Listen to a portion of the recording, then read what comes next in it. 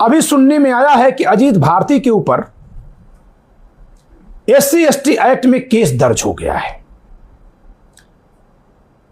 मैं पंकज कुमार त्रिपाठी, संस्थापक संविधानवादी समाज पार्टी, पूरी जिम्मेदारी से कहता हूं कि अजीत भारती पर जो केस दर्ज हुआ है, यहीं से सवर्णों का मुद्दा तय होगा और अब आगे की राजनीति सवर्ण समाज की OBC समाज के साथ मिलकर होगी और यह निर्धारित आज ही होगा।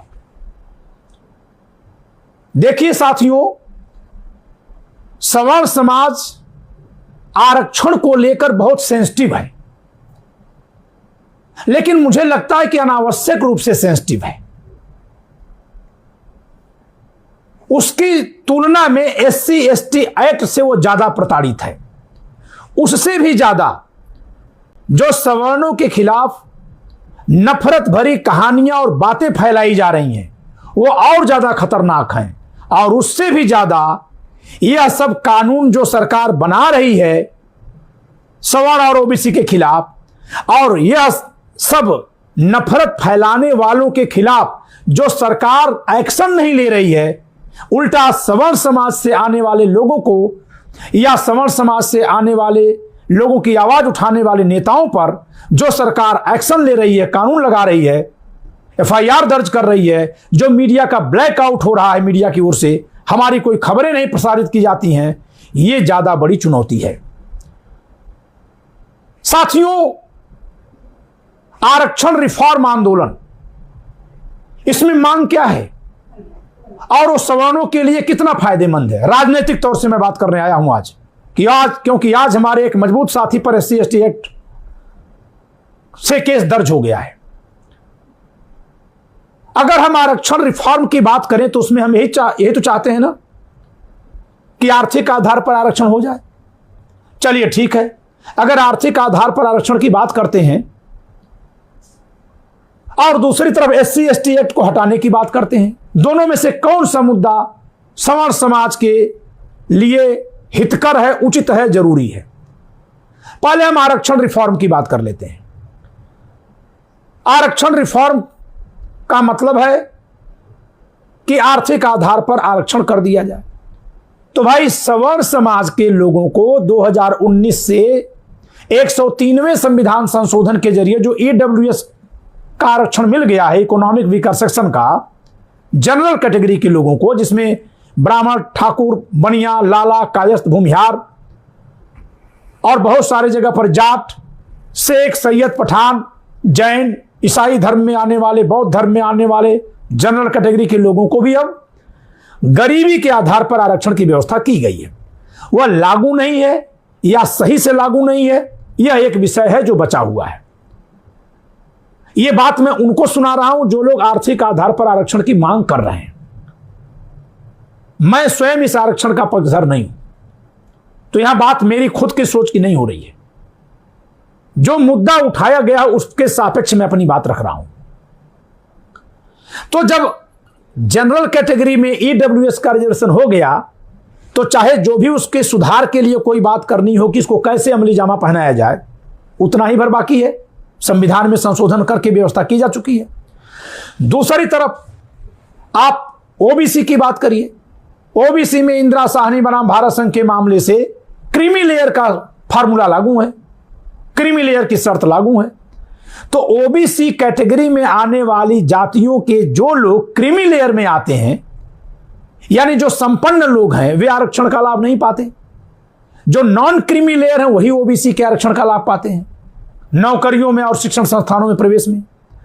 तो इसका मतलब यह हुआ कि चाहे तकनीकी विसंगति भले हो, लेकिन जनरल कैटेगरी और OBC कैटेगरी दोनों में आरक्षण आर्थिक आधार पर हो चुका है। विसंगति है नियमों में, शर्तों में, एक रूपता नहीं है, वो एक अलग बात है, उतना भर बाकी है। तो अब अगर आप कहते हैं कि आर्थिक आधार पर होना चाहिए, फिर आप जब नारे लगाते हैं, कहते हैं IAS के बेटे को आरक्षण क्यों, चिराग पासवान को आरक्षण क्यों? आप जब ये कहते हैं तो भाई ठीक है, चिराग पासवान को अगर क्रीमी लेयर में डाल के उनका आरक्षण हटा भी देंगे तो उससे आपको क्या मिलेगा? उससे उन्हीं के समाज के गरीब लोगों को मिलेगा ना। चलिए हम पॉपुलर बात कर लेते हैं, जो बहुत पॉपुलर है, जो बातें बड़ी चर्चा में आ जाती हैं कि 400-500 में से हम 400 नंबर लाए, हमें सिलेक्शन नहीं दिया गया, और एक आईएएस कैटेगरी के अधिकारी का बेटा जो आरक्षित वर्ग से था, और आईएएस है अगर आरक्षित वर्ग में है तो तभी उसको मिलेगा, जबकि वो ओबीसी नहीं हो, एससी या एसटी हो। ओबीसी में जो आईएएस बन गया उसको नहीं मिलता है, उसके बच्चों को नहीं मिलेगा। तो उसका बेटा उसी स्कूल में पढ़ा, उसी कॉलेज में पढ़ा, उसी कोचिंग में पढ़ा, और इसके बाद भी उसका नंबर आया 250, उसको सिलेक्शन मिल गया। तो भाई अगर उसका इतना पढ़ने के बाद 250 आया, उसको हटा देंगे तो उसके गांव के खेत खलिहान के लोग आएंगे तो 200 पाएंगे, और योग्यता की शर्त हटाई जा चुकी है अटल बिहारी वाजपेयी के द्वारा। हमने अपनी इस पुस्तक में खुलासा कर ही दिया है। 82वें संविधान संशोधन को यहां देखिएगा, और अंदर जब किताब खोलेंगे तो विधिवत लिखा हुआ है। तो सच संविधान का पुस्तक में मैंने सब लिख दिया है। तो अगर हम उसमें से अमीरों के खिलाफ और उनके गरीबों के लिए लड़ रहे हैं, तो हम किसके लिए लड़ रहे हैं? यह लड़ाई जो जंतर मंतर पर लड़ी गई, गरीबों को आरक्षण, गरीबों को आरक्षण, किसके लिए लड़ रहे थे? किन गरीबों के लिए भाई? ईडब्ल्यूएस के नाम पर हमारे समाज के गरीबों को चाहे धोखा दिया गया, चाहे वास्तव में दिया गया, लेकिन व्यवस्था हो गई, लागू करवाने भर की बात है। अब इसका मतलब है कि जो गरीबों को आरक्षण दिया जाए, आर्थिक आधार पर दिया जाए, ये चाहे कहने में जितना अच्छा हो जाने पर जितना कुछ होगा, उसका फायदा केवल और केवल एससी कम्युनिटी और एसटी कम्युनिटी के गरीबों को मिलेगा। इससे जनरल और ओबीसी के गरीबों को कोई फायदा नहीं होने वाला है, न तो इससे हमें कोई मेरिट में विकसित वृद्धि होने को मिलेगी, देखने को मिलेगी। अरे जब उनके अमीर उतना नंबर पा रहे हैं तो उनके गरीब और कम पाएंगे। एक मामूली अनुपात की बात मैं कर रहा हूं, शेष व्यक्ति विशेष के तौर पर कोई भी विद्वान कहीं से भी हो सकता है। मैं स्वयं खेत खलिहान से आया हूं और बिना किसी सरकारी नौकरी की जिंदगी जीता हूं। तो ये एक अलग बात है, प्रतिभा किसी भी समाज में कहीं हो सकती है, लेकिन अगर औसत बात करें, एक एवरेज बात करें, तो जब उस वर्ग के पढ़े लिखे लोग आईएएस और मंत्रियों के बच्चे मेरिट में मुकाबला नहीं कर पा रहे हैं, जो सारी सुविधा लेते हैं, तो उसी वर्ग के जो गांव के मजदूर बैठे हैं, उनके बच्चे अगर आरक्षण के जरिए आने लगेंगे तो क्या मेरिट बढ़ जाएगी? तो न तो यह हमारी मांग हमारे सवर्ण समाज या ओबीसी समाज के लिए है, न तो इस मांग से मेरिट बढ़ने वाली है। अब रह गई बात किससे न्याय तो होगा। जी हां, न्याय होगा। किस बात का न्याय होगा? न्याय इस बात का होगा कि जब कोई चीज आरक्षण के तौर पर दी जा रही है तो सबसे कमजोर को दी जाए, मजबूत को न दी जाए। लेकिन जब आपको खांचे में बांट दिया गया, आप जनरल, फिर इसके बाद ओबीसी, फिर इसके बाद एससी और एसटी, एससी अलग एसटी अलग, जब खांचे में बांट दिया गया तो आप अपने खांचे से निकलकर उनके खांचे के लिए क्यों आंदोलन चला रहे हैं?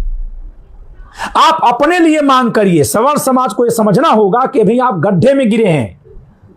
कांग्रेस को आपने लाया, वो आपकी पार्टी के तौर पे साबित नहीं हुई। भाजपा को आप लाए, उस आपके खिलाफ और ज्यादा आगे बढ़ गई। तो आपके पास तो कोई राजनीतिक पार्टी भी नहीं है, और आप चलते हैं दूसरे के लिए न्याय की मांग करने, उसके लाठी खा रहे हैं आप।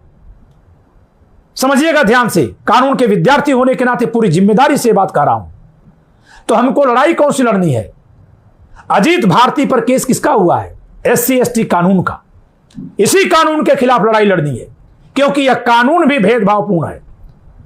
इस तरह के कानून की संविधान में कोई जगह नहीं है। भारत के संविधान के अनुच्छेद 15(1), 15(2), 16(1), 16(2), 29(2) और 325 में साफ साफ लिखा है कि कोई भी कानून जात भेद के आधार पर नहीं बनाया जाएगा। तो एससी एसटी एक्ट जो जात भेद पर बना है, वह निश्चित रूप से संविधान की सीमा का अतिक्रमण करता है। और फिर इसमें जो बिना किसी सुनवाई के हमें जेल में भेजा जाएगा, जो अग्रिम जमानत का अधिकार नहीं है, वह अनुच्छेद 21 का उल्लंघन है। अब कोई कहेगा इसके लिए सुप्रीम कोर्ट चले जाइए। सुप्रीम कोर्ट गए तो हैं यूजीसी को लेकर। सरकार डेट पर डेट लेगी, सरकार लेगी डेट, अदालत नहीं, सरकार। अभी हम जवाब देंगे, तभी जवाब देंगे, फिर देंगे, फिर देंगे। आपको क्या लगता है कि अदालतों में जो डेट पर डेट पड़ती है वो अदालतें करती हैं?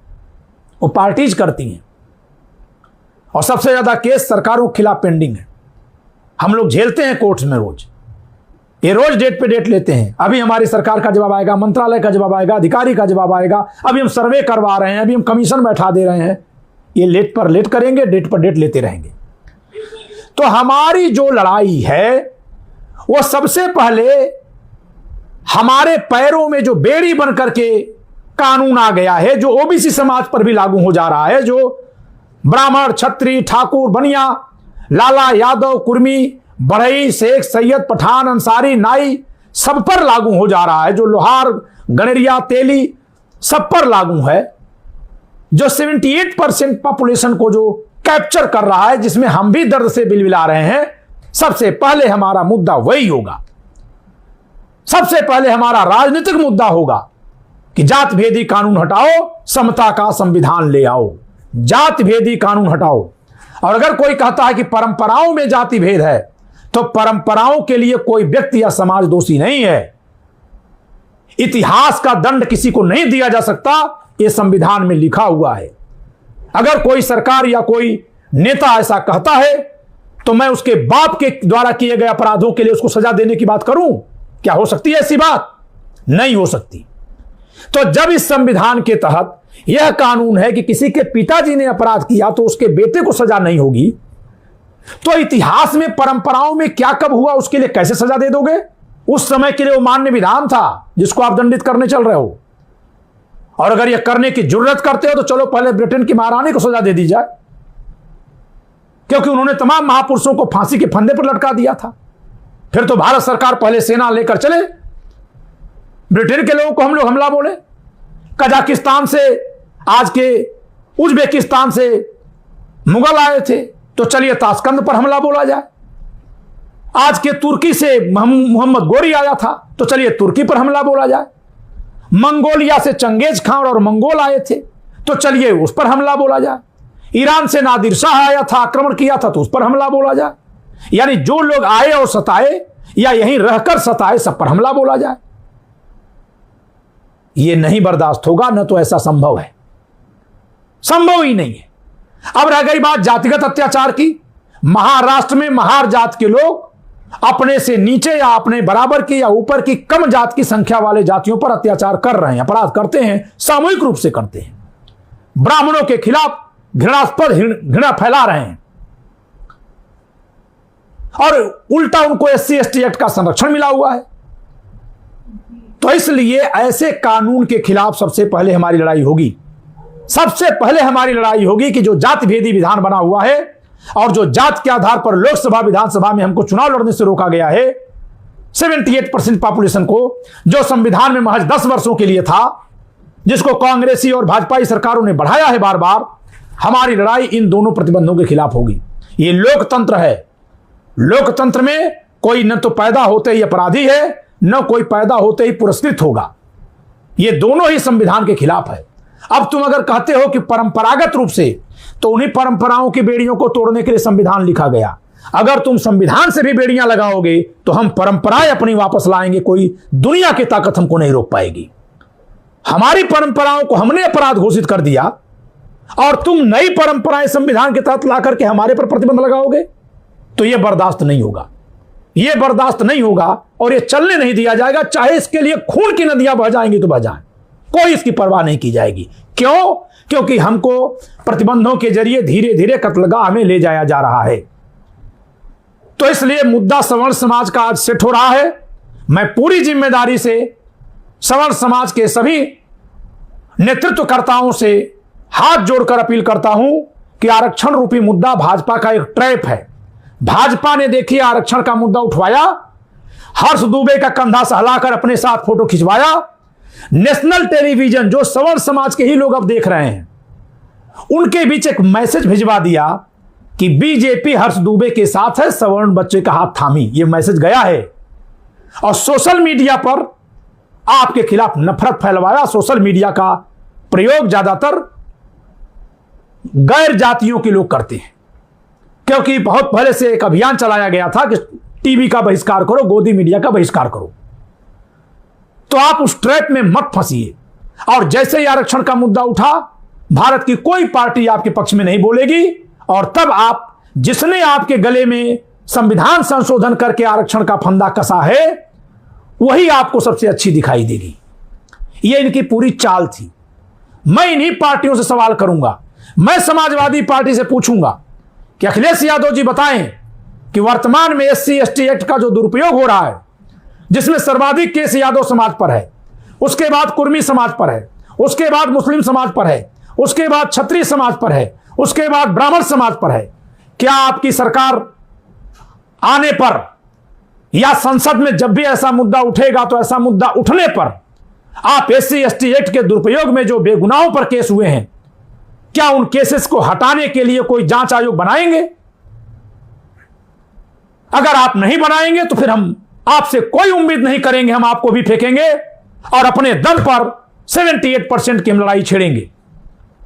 यही बात हम पूछेंगे संजय निषाद से, यही बात हम पूछेंगे ओम प्रकाश राजभर से, यही बात हम पूछेंगे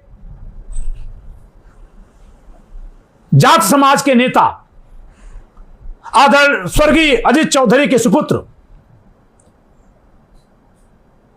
राष्ट्रीय लोकदल के जो वर्तमान अध्यक्ष हैं, उनसे कि क्या आप जाट समाज पर जो SC ST एक्ट का केस लगा हुआ है बेगुनाहों पर, क्या उसके खिलाफ आप न्याय करने की आवाज में हमारे साथ शामिल होंगे?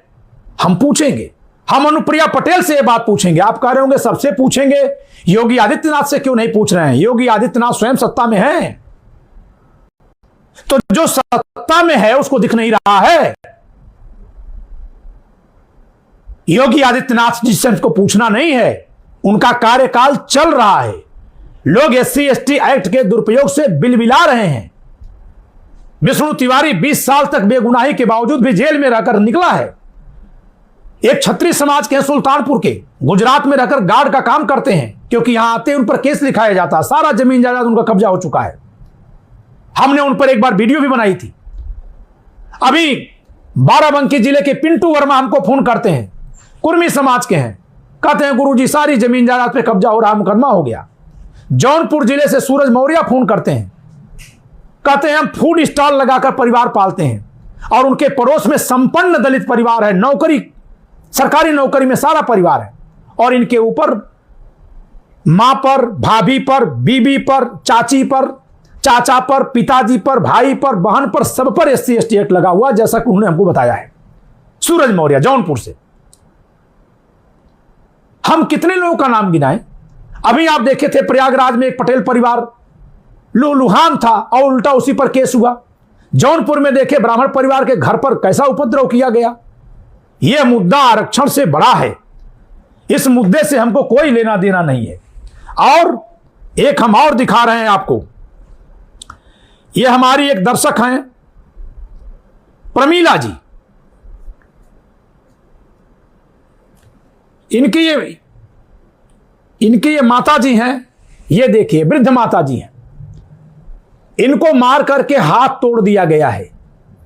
इनकी 3 बेटियां हैं, कोई बेटा नहीं है, इसलिए इनको मारा जाता है ताकि ये गांव छोड़कर भाग जाएं और इनकी जमीन पर कब्जा हो जाए। ब्राह्मण परिवार से हैं। इनकी एक बेटी ने हमको ये फोटो भेजा है पूरा, ये देखिए, इनके हाथ में रॉड पड़ी है, वृद्धा है। एक नवयुवक अनुसूचित जात का, चमार जात का लड़का इनको मारता है और धमकी भी देता है, बोलता है कि आएंगे तो मैं और मारूंगा। इस समय मुंबई में परिवार है, इनकी बेटी मुंबई में रहती है, वहां अपनी मां को ले गई है ताकि वो जीवित बची रहें। ये हाल है इस देश का। तो हमारे लिए आरक्षण कोई मुद्दा इस समय नहीं है, कोई मुद्दा नहीं है। संवैधानिक व्याख्या हम आज भी कर सकते हैं कि आरक्षण नहीं, अमीरों को संरक्षण मिले गरीबों को, क्योंकि वो संविधान में है, अनुच्छेद 46 में। लेकिन अगर आरक्षण को आर्थिक आधार पर करने की हम मांग में अपनी ऊर्जा खपा रहे हैं तो हम किसके लिए खपा रहे हैं? ये जिस व्यक्ति ने इनको मारा है ना, ये आर्थिक आधार पर गरीबी में ही आएगा, इसी के आरक्षण के लिए हम मांग कर रहे हैं ना। और किससे लड़ रहे हैं? इसी के समाज में जो अमीर हो गए उनसे लड़ रहे हैं, और ये अपने अमीरों की बात सुन रहे हैं। तो सवर्णों को बुद्धि कब आएगी? इसलिए आप तो गए थे जंतर मंतर पर मांग करने, किसके लिए? अनुसूचित जाति और अनुसूचित जनजाति में जो गरीब लोग हैं उनके लिए ना। और उन्हीं गरीबों के दम पर जो नेता बना है उसने आपके साथी पर SC ST एक्ट का मुकदमा लिखवा दिया, और उस मुकदमे में ताली बजाने का काम कौन कर रहे हैं? वही गरीब लोग कर रहे हैं, SC ST समाज के, जिनके लिए आप लड़ाई लड़ने गए थे, जिनके लिए आप पुलिस की लाठी खा रहे थे। यह भाजपा का ट्रैप था, मैं बहुत पहले से कह रहा था कि भाजपा सवर्णों को अपने पंजे में रखने के लिए आरक्षण का मुद्दा उठवाएगी और फिर कांग्रेस, सपा, बसपा, आरजेडी और जितनी पार्टियां हैं, यहां तक कि एलजेपी, अभी तो ये भी बोलेंगे, जीतन राम मांझी जी भी, सबके मुंह पर माइक लगवाएगी और सब बोलेंगे आरक्षण कोई खत्म नहीं कर सकता माई का लाल।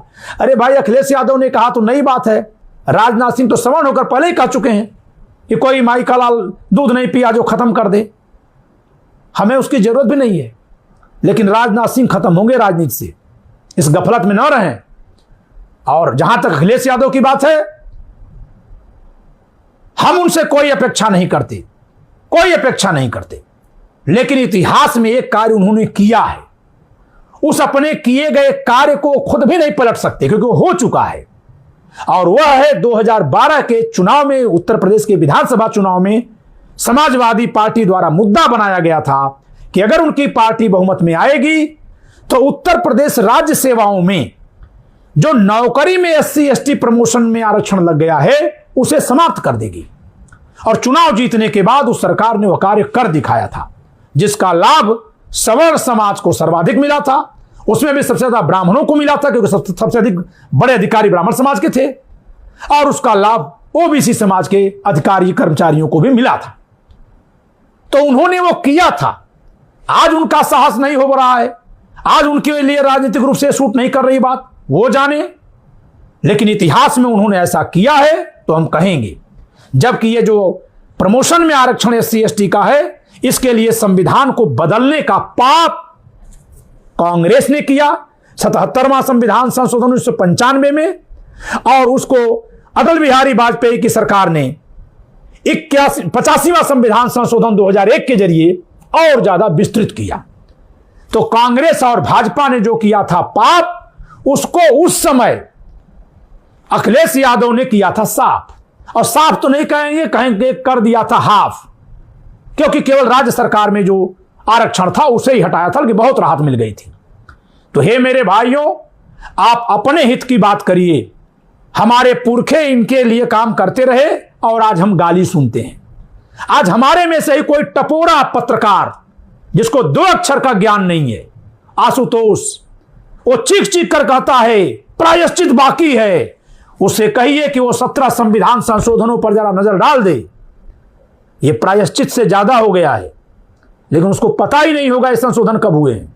मैं दावे के साथ कहता हूं कि आशुतोष कुमार जैसे पत्रकारों को SC ST एक्ट 2015 में नरेंद्र मोदी सरकार ने बढ़ाया था, पता ही नहीं होगा, नहीं पता होगा उसको पता ही नहीं होगा कि 2016 में SC ST नियमावली बदल करके हमारे जनरल और OBC के भाई बहन पर मुकदमा लिखाने वाले को पैसा देने की व्यवस्था कर दी गई है, और अभी पैसे की मात्रा भी बढ़ा दी गई है। नहीं खबर होगी उसको, काहे का पत्रकार?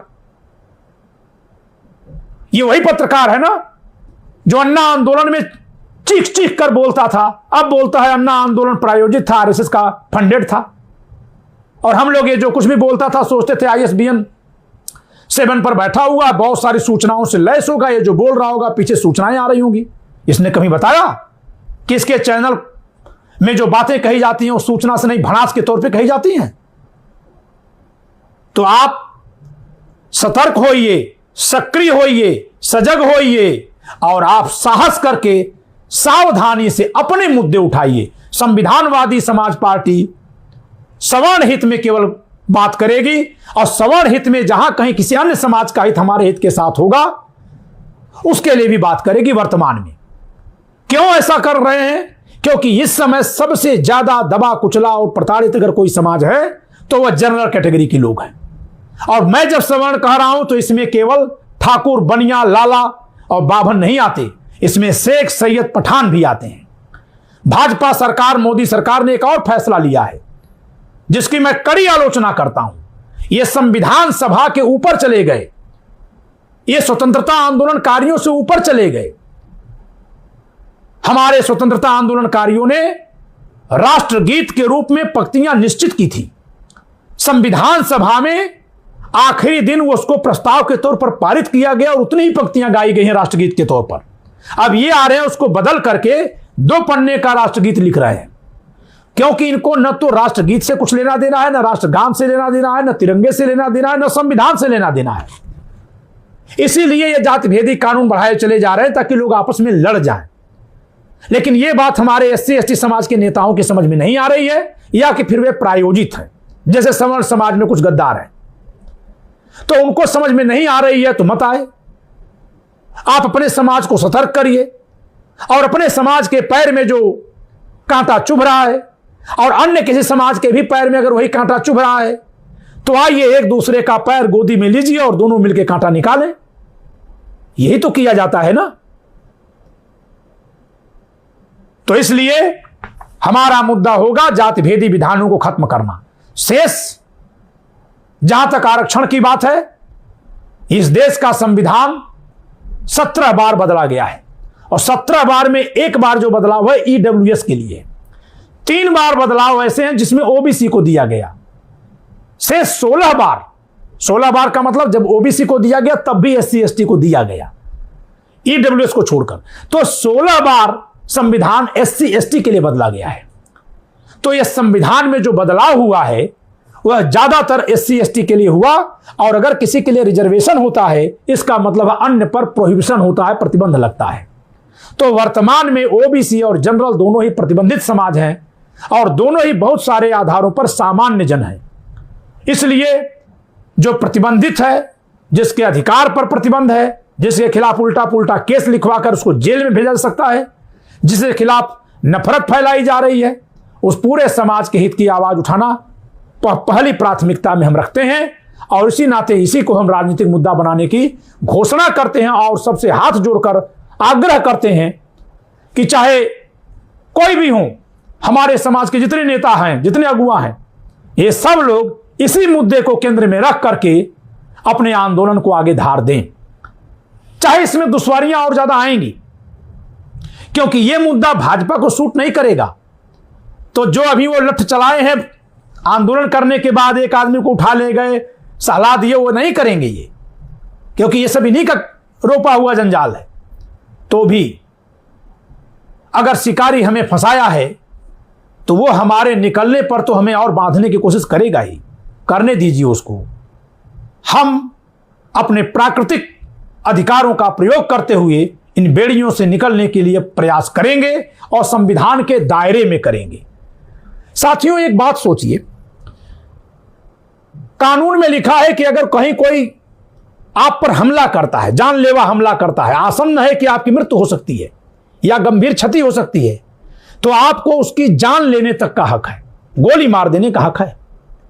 लेकिन वहीं पर वर्तमान में ब्राह्मणों के खिलाफ, सवर्णों के खिलाफ वाम से जिस तरह की नफरत फैला रहा है, वह संविधान के तो एकदम खिलाफ है ही, वह कत्लेआम कराने वाली बात करता है। लेकिन हम उसको रोकने के लिए कड़े शब्दों में बोल भी नहीं सकते, क्योंकि जैसे ही बोलेंगे तो SC/ST एक्ट लग जाएगा आप पर। यानी जो प्राकृतिक अधिकार था, प्रतिरक्षा का अधिकार, उसको भी SC/ST एक्ट के जरिए बंद कर दिया गया है। इसलिए इस असंवैधानिक, अतार्किक, अप्राकृतिक, नैसर्गिक न्याय के विरुद्ध जो कानून बना है, उसे खत्म करने के लिए सारा समाज एक साथ आएगा और मिलकर प्रयास करेगा, क्योंकि यह समाजों को लड़ाने के लिए बनाया गया कानून है। इसका और कोई दूसरा न मकसद है, न इससे कुछ हासिल होने वाला है। उम्मीद करता हूं कि अजीत भारती पर केस दर्ज होने के एक घटना से आज सवर्ण समाज अपने लिए मुद्दे निर्धारित करेगा, और इस मुद्दे से जितने भी समाज को लाभ होना है, उन सभी समाजों के साथ हम एकजुटता करेंगे। चाहे वह यादव समाज हो, चाहे कुर्मी समाज हो, चाहे वह मुस्लिम समाज हो, कोई भी समाज हो। हमको पता है कि हमारी इस बात को सुनते ही भाजपा की नफरतकारी मशीनें कल से काम पर लग जाएंगी, और वो कहीं चोटी कटवा देंगी, कहीं वो मर्डर कराएंगी, कहीं वो कुछ और हमला कराएंगी। बहुत सारी शक्तियां हैं अलग अलग तरीके की। लोग नहीं चाहते कि लोग एक हो जाएं। तो ठीक है, प्रभु के कलम से जिसके ऊपर जो गाज गिरने लिखी होगी गिरेगी, लेकिन हम लोग इस देश को एकता के सूत्र में पिरोने का काम करेंगे, और कहीं भी जो दीवार बनी हुई है उसको दूर करने की कोशिश करेंगे, ताकि इस लड़ाई में सब लोग सामूहिक रूप से भागीदारी कर सकें, जिससे कि जो संविधान विरोधी कानून हमारे पर थोपा गया है उससे हमको निजात मिल सके। आज हमारे साथ हैं संविधानवादी समाज पार्टी के बिहार प्रदेश प्रभारी और राष्ट्रीय प्रवक्ता की जिम्मेदारी लेने वाले हमारे साथी श्री नरेंद्र कुमार सिंह जी, आपका बहुत बहुत स्वागत है। दर्शक समाज के बीच में, शेष तो आप संगठन में बहुत बड़ी जिम्मेदारी निभा रहे हैं। आपने सच संविधान का प्रचार प्रसार बहुत जोर शोर से किया है, नवादा जिले में और अगल बगल अन्य जिलों में आपने किया है। जी जी जी। सैकड़ों पुस्तकें आप वहां पहुंचाए हैं। जन जागृति अभियान में आप बहुत बड़े सहयोगी की भूमिका में हैं, क्योंकि इस समय समाज को जागृति की जरूरत है। आज हमारे आवास पर आपका स्वागत है जी, आपका और धन्यवाद जी। और इस परिचय के बाद आज के लाइव के मुख्य विषय पर हम लौटते हैं। साथियों, 21 अगस्त को सवर्ण समाज आंदोलित था दिल्ली के जंतर मंतर पर, और मिल सके। जय श्री कृष्णा, जय श्री राम, जय परशुराम, जय परशुराम, जय संविधान, संविधान निर्माता श्री बी एन राव की जय।